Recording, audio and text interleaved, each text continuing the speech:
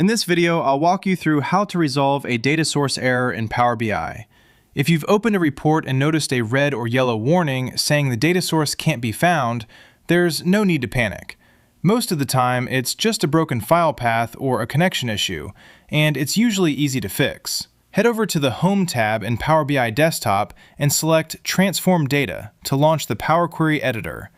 This is where all your tables and connection steps are managed, making it the ideal place to troubleshoot problems related to incoming data. From the Queries panel on the left, choose the table displaying the error. In the preview window, you'll probably see an error message.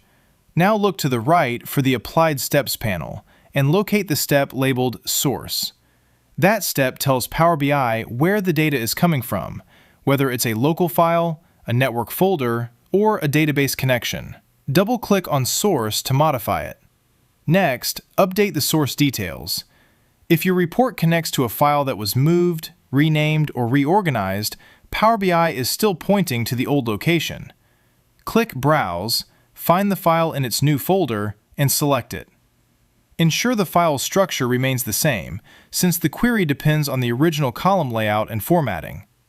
If your data is pulled from a server, such as a SQL database or web service, revise the server name, database, or other connection settings as necessary. This often happens when servers are migrated, DNS aliases are updated, or environments are changed.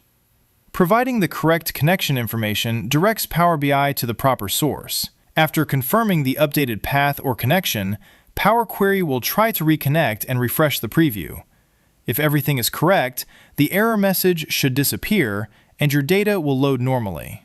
If the issue continues, verify that the file still exists, that you have the right permissions, and that the data structure hasn't been altered. That's really all there is to it. In most cases, data source errors occur because a file location changed or a connection was modified. Adjusting the source step to point to the right place typically solves the problem. To avoid future issues, keep your source files in a stable folder and communicate any server updates with your team so connection settings remain consistent. Thanks for watching, and hopefully this helps you get your report working again in no time.